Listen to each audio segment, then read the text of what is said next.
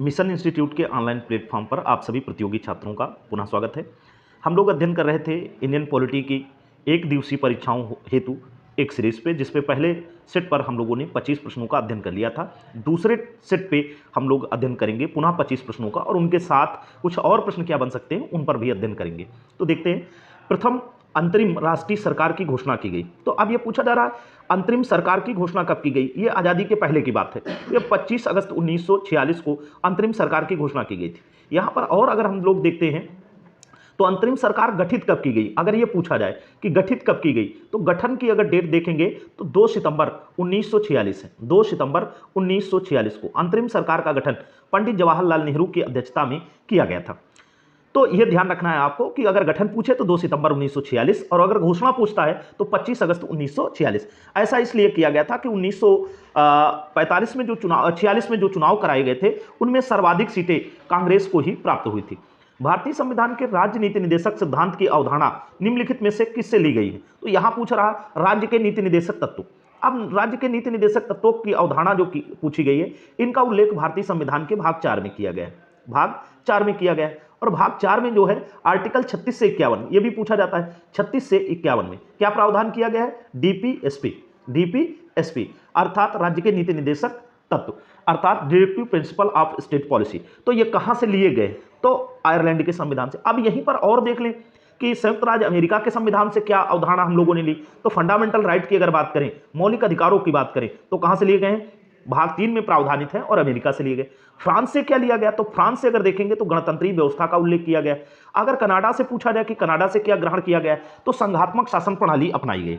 तो चारों से ध्यान रखना, आयरलैंड से राज्य के नीति निदेशक तत्व, संयुक्त राज्य अमेरिका से फंडामेंटल राइट, फ्रांस से गणतंत्रीय व्यवस्था और कनाडा से संघात्मक शासन प्रणाली। अगला प्रश्न पूछ रहा है कौन सी अनुसूची के तहत अनुसूचित क्षेत्रों अनुसूचित जनजातियों के प्रशासन और नियंत्रण के लिए प्रावधान किया गया। तो यहां पर आपको ध्यान रखना है अनुसूची 5 में यह प्रावधान किया गया, और बार बार यह प्रश्न पूछा गया। अब अन्य अनुसूचियों पे देख लेते हैं। चौथी अनुसूची पे क्या है? तो चौथी अनुसूची पे राज्यसभा में राज्यों की सीटों का आवंटन का प्रावधान किया गया है। राज्यसभा में राज्यों की सीटों का आवंटन।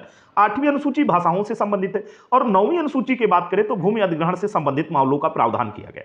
तो इस तरीके से अगर इस पर देखते हैं तो यह प्रावधान यहां पर किए गए। अगला प्रश्न है भारतीय संविधान का भाग 2। भारतीय संविधान का भाग 2 किससे संबंधित है? तो यहां पर ध्यान देंगे, भारतीय संविधान के भाग 1 में संघ और उसके राज्य क्षेत्रों का उल्लेख है। भाग 2 में नागरिकता का प्रावधान किया गया है। भाग 2 में नागरिकता का है, और इसका आर्टिकल है 5 से 11। ये कई बार एग्जामों में पूछा गया है कि भाग 2 में क्या है, तो नागरिकता का प्रावधान है, और किसमें? अनुच्छेद 5 से 11, आर्टिकल 5 से 11 के मध्य। मौलिक अधिकार भाग 3 में है, राज्य के नीति निदेशक तत्व भाग 4 में उल्लिखित किए गए। तो यहां पर इसका आंसर ए ऑप्शन भारतीय नागरिकता होगा। अगले प्रश्न पर चलते हैं। तो अगले प्रश्न पर अगर हम लोग बात करें तो अगले प्रश्न पर जाकर के देखने पर भारत के संविधान का निम्नलिखित में से कौन सा भाग नागरिकता से संबंधित है? ये फिर पूछ लिया, उसी प्रश्न को घुमा करके पूछा गया। पहले ये पूछा गया था कि भाग 2 में क्या प्रावधानित, और यहां पर पूछा जा रहा किस भाग में नागरिकता का प्रावधान। तो यहां पर अभी हमने देखा है भाग 2 में किसका प्रावधान है? नागरिकता का। अब यहां पर हम देख लें भाग 6 में क्या प्रावधान है। तो भाग 6 जो ए ऑप्शन बनाया गया, इसमें राज्य का प्रावधान है। किसका? राज्यों के संबंध में प्रावधान किया गया, इसीलिए भाग 6 को राज्यों का संविधान कहते हैं। अगर भाग 8 की बात करें तो संघ शासित प्रदेशों के संबंध में वर्णन है, और भाग अगर 12 की बात करें तो इस पे वित्त, संपत्ति, संविदाएं और वाद के संबंध में प्रावधान किया गया। आगे हम अगले प्रश्न पर चलते हैं। भारत के संविधान की 8वीं अनुसूची पूछा जा रहा है। अभी कुछ समय पहले हमने देखा था अनुसूचियां, तो भारत की 8वीं अनुसूची में किसका? भाषाओं का। अब यहां से प्रश्न बनता है कितनी भाषाओं का। तो पहले मूलतः 14 भाषाएं थी, फिर उसके बाद एक सिंधी जोड़ी गई, 14 एक 15 हो गई, फिर 3 भाषा मणिपुरी, नेपाली और कोंकणी जोड़ी गई, 18 हो गई।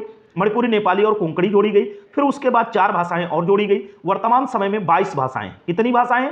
22 भाषाओं को 8वीं अनुसूची के तहत जोड़ा गया है। 8वीं अनुसूची में भाषाओं की संख्या जो की दर्ज है वो 22 भाषाओं को 8वीं अनुसूची में समाहित किया गया है, जिसमें से अगर हम लोग बात करें तो हिंदी 1 और प्लस 21 भाषाओं को इसमें राजभाषा के रूप में या 8वीं अनुसूची में समाहित किया गया है। तो यहां पर आपको ध्यान रखना है 8वीं अनुसूची में कितनी भाषाओं का जिक्र है? मूलतः 14, फिर एक सिंधी 15, फिर 3 मणिपुरी, नेपाली, कोंकणी, और फिर उसके बाद मैथिली, बोडो, डोगरी और संथाली, 4 भाषाएं। तो 14 एक 15, 3 18, 4 22, वर्तमान समय में 22 भाषाओं का जिक्र किया गया है। तो आपको 2 प्रश्न ध्यान रखने हैं। 8वीं अनुसूची भाषाओं से मूलतः इसमें कितनी भाषाएं थी? 14, फिर कितनी हुई? 15, फिर कितनी हुई? 18, फिर कितनी हुई? 22, वर्तमान समय में 22 हैं। अब इसके बाद अगर भाषाएं 8वीं अनुसूची में शामिल की जाती तो इसकी संख्या में परिवर्तन होगा।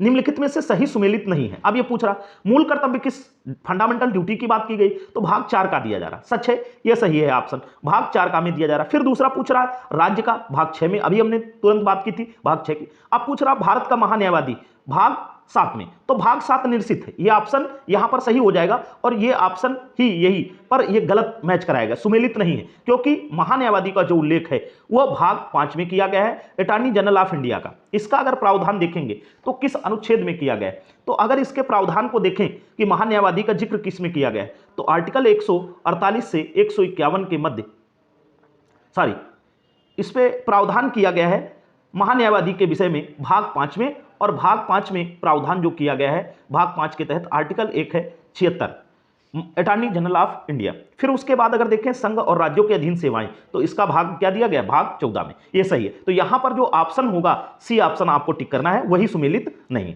आगे अगला प्रश्न पूछ रहा है भारतीय संविधान की किस अनुसूची में विभिन्न संवैधानिक पदाधिकारियों द्वारा ली जाने वाली शपथ का उल्लेख, किसका उल्लेख है, शपथ का। अब शपथ के विषय में तो यहां पर ध्यान रखेंगे 3 अक्षर है इस पे, शपथ, और तीसरी अनुसूची ही आपको ध्यान रखना, कौन सी, तीसरी, डी ऑप्शन, तीसरी अनुसूची में संवैधानिक पदाधिकारियों द्वारा ली जाने वाली शपथ के प्रारूपों को प्रावधानित किया गया, दिया गया है। आगे देखेंगे निम्नलिखित में से किसमें मौलिक कर्तव्यों का उल्लेख किया गया है, तो मौलिक कर्तव्यों का उल्लेख किसमें किया गया है, भाग 4 का में, अनुसूची 4 का में, भाग 3 में, भाग 4 में, तो किसमें मौलिक कर्तव्यों का उल्लेख, फंडामेंटल ड्यूटी का उल्लेख भाग 4 का में अनुच्छेद 51 का के तहत प्रावधानित किया गया। अनुच्छेद क्या है, 51 का के तहत, और इन्हें जोड़ा कब किया गया, तो यह भी ध्यान रखना है 42वां कॉन्स्टिट्यूशन अमेंडमेंट 1976 में होता है, और इसके द्वारा एक नया भाग जोड़ा गया, और उस भाग को जोड़ने पर यह क्या किया गया, फंडामेंटल ड्यूटी। इनकी संख्या भी अगर पूछी जाए कभी कि मौलिक कर्तव्य कितने हैं, तो यहां पर ध्यान रखना है मौलिक कर्तव्यों की संख्या पहले 10 थी,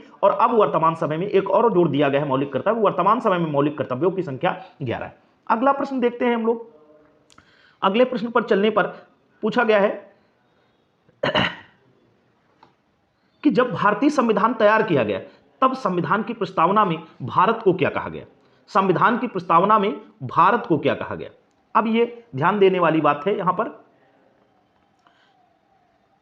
यह पूछा जा रहा है कि जब भारतीय संविधान तैयार किया गया तब संविधान की प्रस्तावना में भारत को क्या कहा गया। तो यहां पर देखेंगे संघीय लोकतांत्रिक गणराज्य, तो यहां संघीय प्रावधान नहीं, संप्रभु लोकतांत्रिक गणराज्य, ये तीनों शब्द हैं। लेकिन आगे अगला ऑप्शन देखते हैं, सी ऑप्शन ही सही होगा, संप्रभु या संप्रभु समाजवादी पंथनिरपेक्ष लोकतंत्रात्मक गणराज्य। तो यहां पर भारतीय गणराज्य के ये 4 विशेषण हैं। एक तो भारतीय गणराज्य कैसा है, संप्रभु है, संप्रभुता संपन्न है, समाजवादी है, पंथनिरपेक्ष है या धर्मनिरपेक्ष है, और लोकतांत्रिक। तो सी ऑप्शन यहां पर सही होगा कि भारतीय संविधान की प्रस्तावना में। उस पर अगर आप पढ़ करके देखेंगे तो हम भारत के लोग भारत को एक संपूर्ण प्रभुत्व संपन्न, समाजवादी, पंथनिरपेक्ष, लोकतंत्रात्मक, ये 4 शब्द,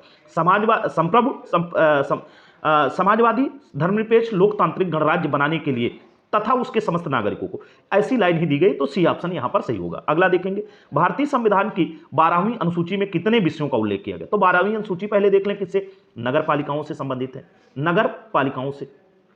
अब ये नगर पालिकाओं के संबंध में अगर बात करें तो नगर पालिकाओं के संबंध में 18 विषयों का प्रावधान भारतीय संविधान की 12वीं अनुसूची में दिया गया। अब अगर यह भी प्रश्न पूछ लिया जाए कि 12वीं अनुसूची जोड़ी कब गई, तो 74वां संविधान संशोधन, एक ध्यान रखेंगे 74वें संविधान संशोधन 1992 द्वारा क्या किया गया, 12वीं अनुसूची को जोड़ा गया, उसमें नगर पालिकाओं से संबंधित 18 विषयों का प्रावधान किया गया।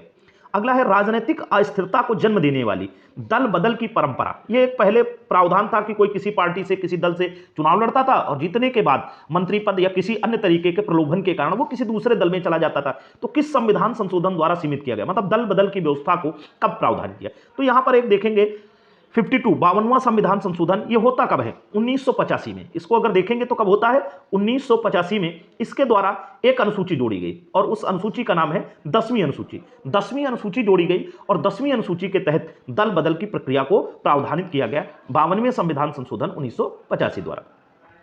अगले प्रश्न पर हम लोग चलते हैं। तो अगला प्रश्न पूछा जा रहा है कि निम्नलिखित में से कौन सा शब्द संविधान की प्रस्तावना में नहीं है। अब प्रस्तावना में नहीं है, यह ध्यान देना है। तो न्याय, तो भारतीय संविधान की प्रस्तावना में 3 प्रकार के न्याय की बात की गई कि समस्त नागरिकों को सामाजिक, आर्थिक, राजनीतिक न्याय, बंधुत्व का भी प्रावधान है, व्यक्ति की गरिमा का भी प्रावधान किया गया है। यहां पर एक शब्द दिया गया है संघी, यह संघी शब्द ही नहीं होगा, उसका उल्लेख या फेडरल शब्द का प्रावधान नहीं किया गया।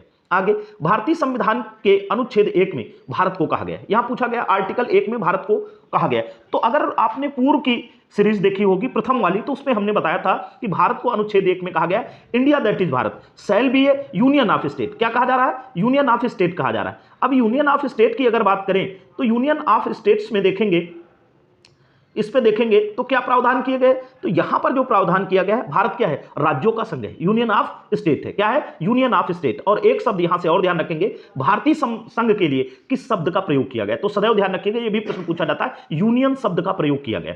अगला प्रश्न देखते हैं, निम्नलिखित में से किसको संविधान की आत्मा के रूप में माना गया? तो संविधान की आत्मा के रूप में तो यहां पर एक शब्द दिया गया है, सी ऑप्शन, प्रस्तावना। प्रस्तावना कोई और भी शब्दों में इसको भूमिका भी लिखा जाता है, इसको उद्देशिका भी लिखा जाता है, इसको आमुख भी कहते हैं। कई सारे एग्जामों में पूछा गया है और लोग ना पढ़ने की वजह से उनकी समझ नहीं होती। भूमिका, आमुख या उद्देशिका, उद्देशिका के नाम से इसको संबोधित किया गया है। और भारतीय संविधान की आत्मा किसे कहा जाता है? तो आप ध्यान रखेंगे, उद्देशिका या प्रस्तावना या प्रेमबल को। फिर अगला प्रश्न पूछा जा रहा है, 1976 में 42वें संशोधन द्वारा भारतीय संविधान की प्रस्तावना प्रेमबल में कौन से दो शब्द जोड़े गए? यहाँ पर दो शब्दों का जिक्र कर रहा है, जबकि मैं आपको बता दूं यहाँ पर 3 शब्द जोड़े गए थे। और 3 शब्द कौन कौन से हैं? तो 3 शब्द ये ध्यान रखना है, एक समाजवादी, दूसरा शब्द एक है पंथनिरपेक्ष या धर्मनिरपेक्ष, पंथनिरपेक्ष या धर्मनिरपेक्ष, तीसरा शब्द एक और जोड़ा गया है और अखंडता या अखंडता शब्द को आप ले लेंगे। ये 3 शब्द जोड़े गए थे और हम लोगों से यहां पूछ रहा है कि 2 शब्द कौन से? देखेंगे, न्याय स्वतंत्रता, लोकतांत्रिक गणराज्य, समाजवादी और पंथनिरपेक्ष, धर्मनिरपेक्ष और बंधु। तो सी ऑप्शन यहां से हो जाएगा, समाजवादी और पंथनिरपेक्ष। और कुछ जान लेते हैं, यहां पर ये 3 शब्द कब जोड़े गए? तो यहां पर कहेगा कि संविधान, 42वें संविधान। इसी प्रश्न में ही एक और प्रश्न छुपा हुआ है, उसका उत्तर भी इस संविधान संशोधन द्वारा 5042 द्वारा। फिर पूछा कि किस वर्ष? 1976 में। तो 1900 एक और प्रश्न दे देता हूं, यहां पर जब 42वां संविधान संशोधन हुआ, इसमें इतने अधिक संशोधन किए गए कि इस संविधान संशोधन को मिनी कॉन्स्टिट्यूशन या लघु संविधान के नाम से भी जाना जाता है। ये भी आप नोट कर सकते हैं कि 42वें संविधान संशोधन को क्या कहा जाता है? 42वें संविधान संशोधन को मिनी कॉन्स्टिट्यूशन के रूप में जाना जाता है। एक प्रश्न मैं अपनी तरफ से आपको दे रहा हूं, आगे आप उसका जवाब दीजिएगा कमेंट में कि लघु संसद के रूप में किसे जाना जाता है, लघु संसद या मिनी पार्लियामेंट। ये आप बताइएगा कि लघु संसद के रूप में किसे जाना जाता है। अगले प्रश्न पर चलते हैं, स्वतंत्रता के बाद भाषा के आधार पर बनी भारत के पहले राज्य का नाम बताइए। तो यहां पहला ऑप्शन दिया गया आंध्र प्रदेश। ये 1953 में भाषा के आधार पर गठित पहला राज्य था और इसी के बाद भाषाई आधार पर राज्यों के गठन की मांग इतनी तीव्र हो गई कि भारत सरकार को अंततः राज्य पुनर्गठन अधिनियम बनाना पड़ा और उसके बाद भारत में भाषाई आधार पर राज्यों का गठन करना पड़ा। तो यहां पर ध्यान रखेंगे आंध्र प्रदेश। अब अगले प्रश्न पर हम लोग चलते हैं, तो अगला प्रश्न पूछा जा रहा है, निम्नलिखित में से कौन सी भारतीय संविधान की मुख्य विशेषता नहीं?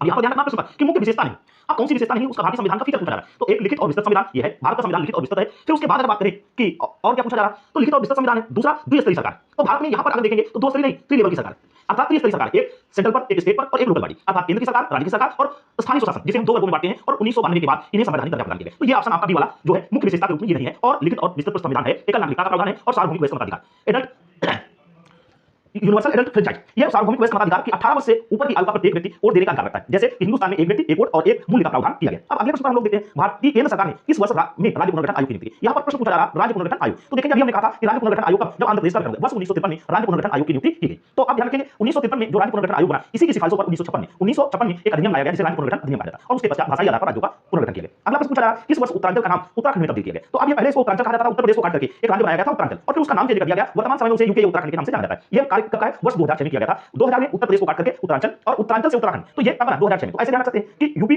और इस यूपी को उत्तरांचल कब बनाया गया? तो 2000 में, वर्ष 2000 ध्यान रखना है, उत्तरांचल बनाया गया और इस उत्तरांचल को उत्तराखंड का बनाया गया। तो उत्तराखंड की अगर बात करें तो ये कब का प्रावधान? 2006 का, 2006 का। ये उत्तराखंड या यूके के नाम से जाना जाता है। तो ये आप ध्यान रखेंगे कि किस तरीके से इसका गठन और तब इसकी नाम में परिवर्तन किया जा रहा है। अगला, निम्न राज्यों के गठन पर विचार कीजिए तथा कालांतरण में व्यवस्थित करें। अब यहाँ पर पहले तो आपको ये पता होना चाहिए कि किस राज्य का गठन कब हुआ। तो यहाँ पर अगर हम लोग देखते हैं तो गोवा राज्य का जो गठन हुआ है वो कब किया गया? तो 1987। कब किया गया? 1987 में। गोवा राज्य का गठन कब किया गया? तो 1987 में। इसका गठन 1987 में किया गया। फिर उसके बाद बी ऑप्शन पे तेलंगाना है, इसका गठन कब किया गया? तो इसका गठन 2 जून 2014 को किया गया। फिर उसके बाद पूछ रहा झारखंड का गठन, तो झारखंड का गठन कब किया गया था? 2000 में किया गया था। और हरियाणा का गठन कब किया गया? तो 1966 में किया गया। कब किया गया? 1966 में। अब इनको आप कालक्रम के अनुसार व्यवस्थित कर लीजिए। तो इस पे आपका जो ऑप्शन बन जाएगा, सबसे पहले किसका गठन हुआ? तो हरियाणा का, तो चौथा ऑप्शन हो जाएगा, चौथा हरियाणा नंबर 1 पर हो जाएगा। दूसरे पर कौन हो जाएगा? तो गोवा हो जाएगा। फिर उसके बाद 4, फिर 1, फिर उसके बाद कौन हो जाएगा? फिर उसके बाद झारखंड और उसके बाद फिर तेलंगाना। तो ये बी ऑप्शन आपका सही बन जाएगा, 4, 1, 3, 2। ये वर्ष आप कहीं नोट कर लीजिएगा तो आपको कालक्रम में व्यवस्थित करना आसान हो जाएगा। अब अगले प्रश्न पर चलते हैं।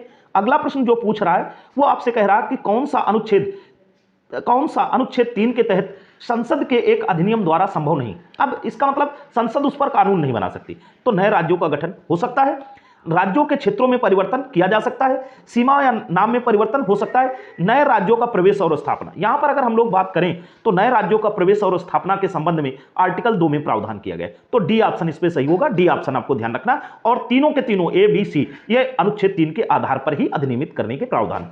अगला प्रश्न पूछा जा रहा है, एसके धर की अध्यक्षता में भाषाई प्रांत आयोग का गठन कब किया गया? तो यहां बी ऑप्शन ध्यान रखेंगे, जून 1948 में एक भाषाई प्रांत आयोग का गठन किया गया। और यह पूछा जा सकता है उसकी अध्यक्षता या उसका अध्यक्ष कौन रहा, तो आपको ध्यान रखना है एसके धर उसके अध्यक्ष रहे। भाषाई प्रांत आयोग का गठन जून 1948, अध्यक्षता उसकी की है एसके धर ने। अगला प्रश्न है, राज्य पुनर्गठन आयोग, यहां भाषाई प्रांत आयोग था। अब अगला प्रश्न है, राज्य पुनर्गठन आयोग के अध्यक्ष कौन थे?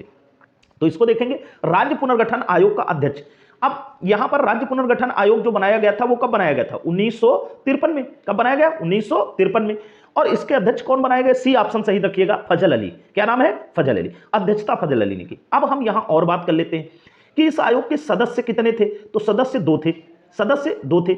और दो सदस्यों की अगर बात करें कि ये सदस्य कौन कौन से थे, तो अगर इसके सदस्यों की बात करें, इसके सदस्य कौन कौन से हैं, तो सदस्यों में दो सदस्यों की बात कर लेते हैं। एक हृदयनाथ कुंजरू का नाम आता है और दूसरे व्यक्ति के रूप में कौन आता है? हृदयनाथ कुंजरू और के.एम. पडिक्कर। क्या नाम आता है? के.एम. पडिक्कर। ये दो व्यक्ति इसके सदस्य रहते हैं और फजल अली जी इसके अध्यक्ष हैं।